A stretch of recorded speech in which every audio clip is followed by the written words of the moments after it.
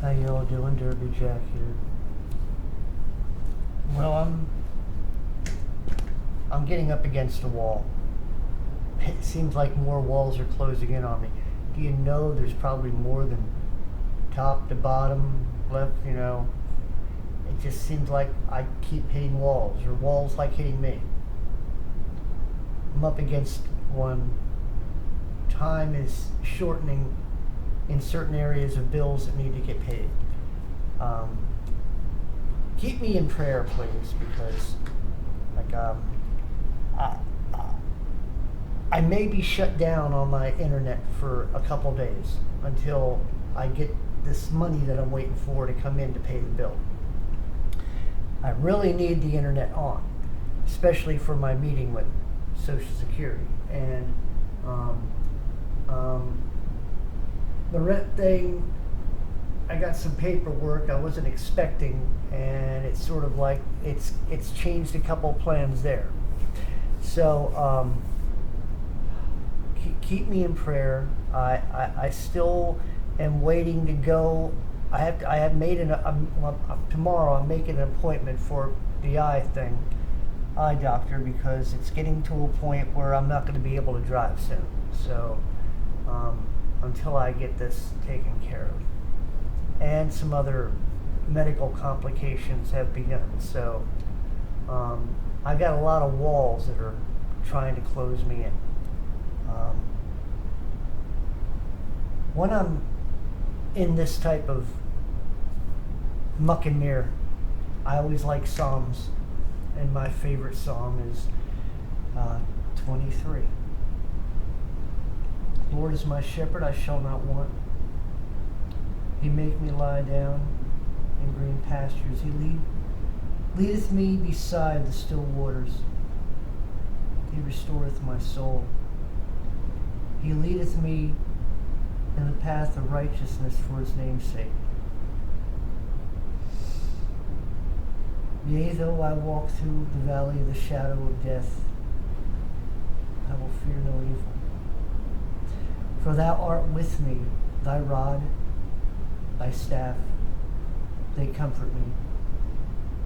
Thou preparest a table before me in the presence of mine enemies. Thou anointest my head with oil. My cup runneth over. Surely goodness and mercy shall follow me all the days of my life, and I will dwell in the house of the Lord forever and ever.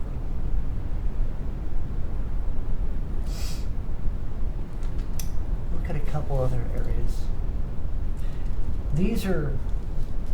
Psalms are for edification for the soul.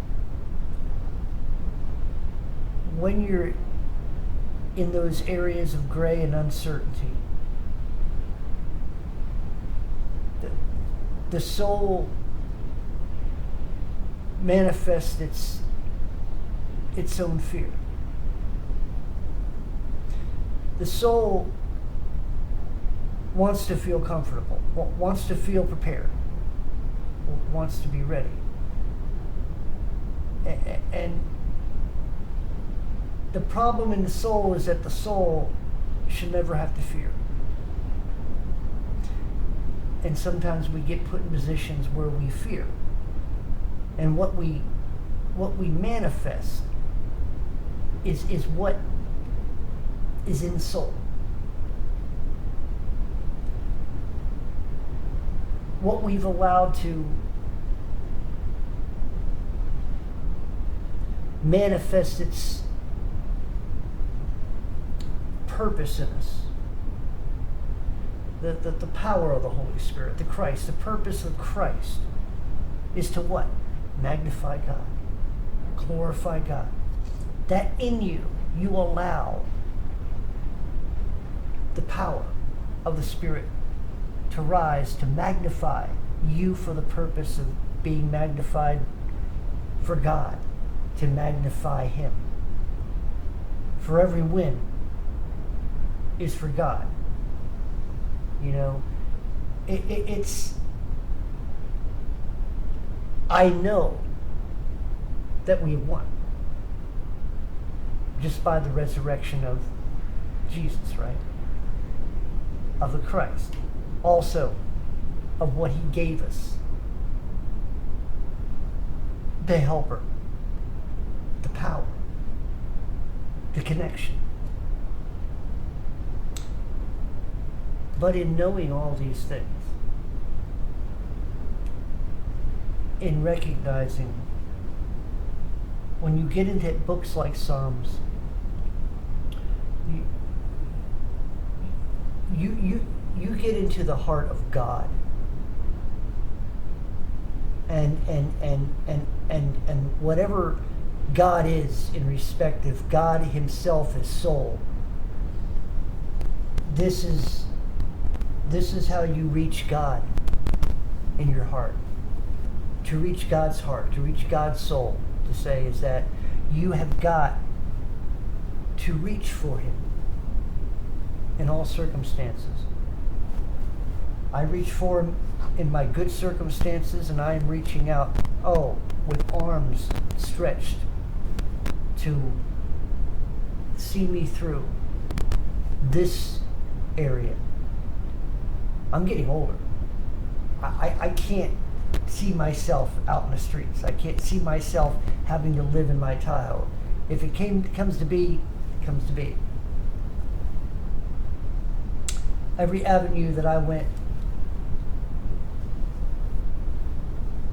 in finding out there's a lot of cons out there, avenues of borrowing, but a person who has been a good person has never built up any whatsoever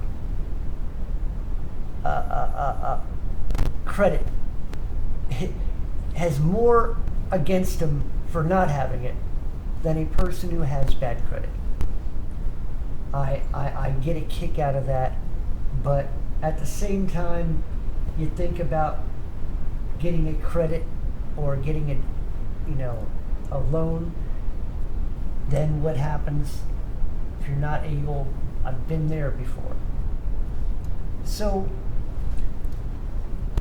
in a predicament, whether it's from your finances, whether it's your family life, whether it's work, whether it's this, whether it's that, whether it's illness, is that always to reach God. Do not hesitate to go into these scriptures, into Psalms. Read some of what Psalms, and you'll find what you're feeling. You'll find your exact problem just by reading. I mean, I look at it. I was looking at another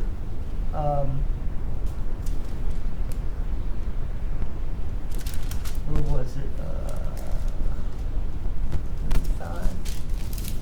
Well, anyway, I can't find it right now. I'm sorry. But anyway, it was about muck and mire. And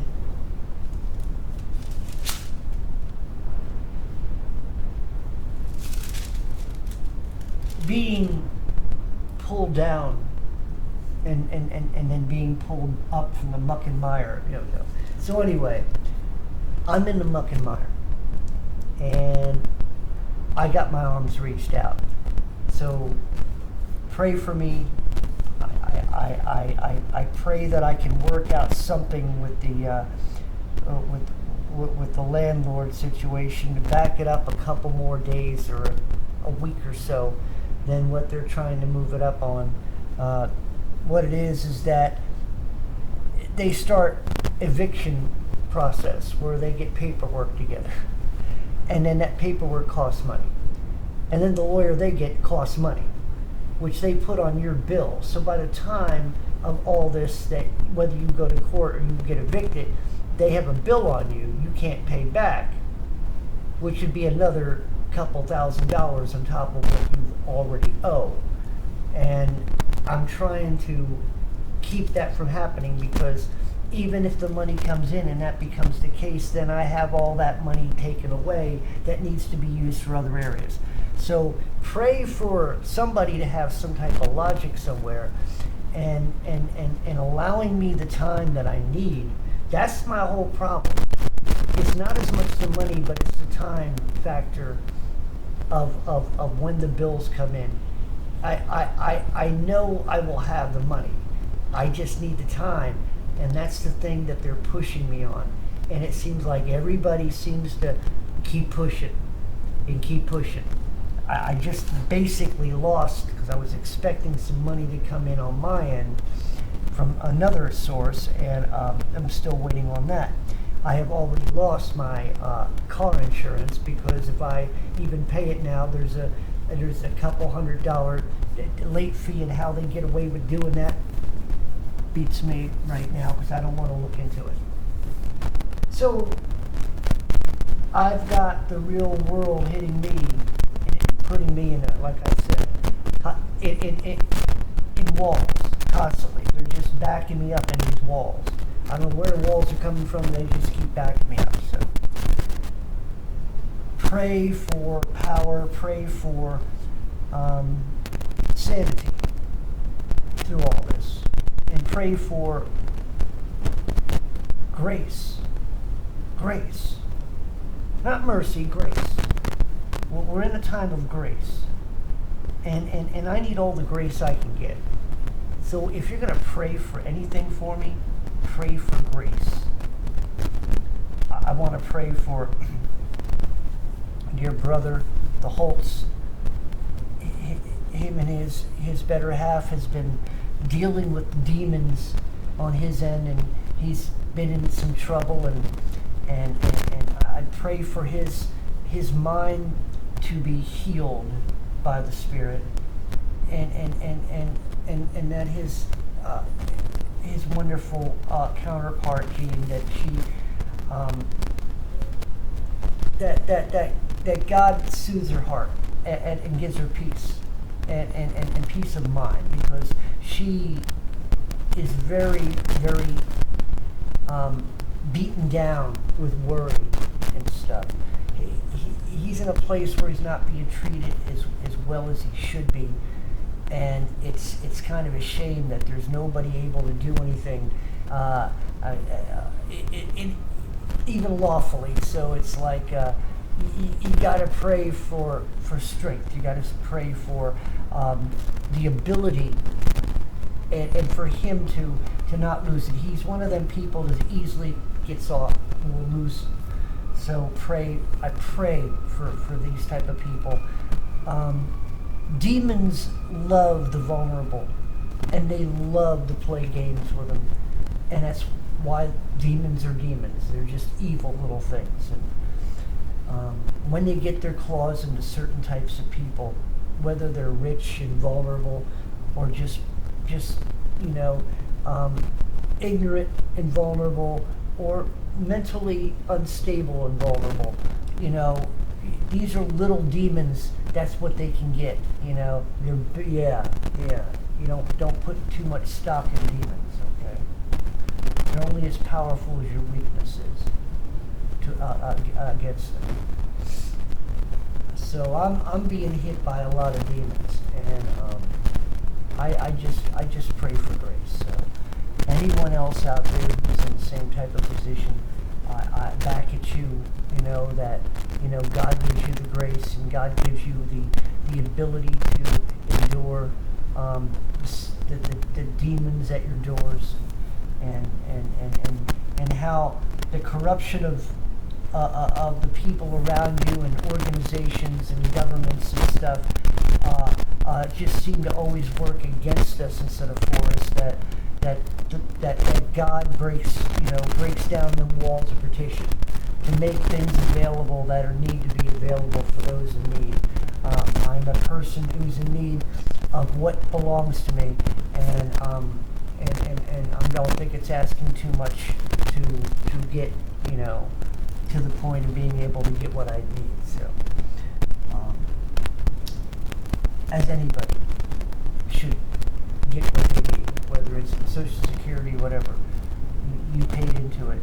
And yes, until this world goes, we must pray for logic, and pray for somewhere along the line, even in a world of sin, that there are lines of people who make proper judgments, And within that line of sin, in that area of sin, that sometimes good things can happen.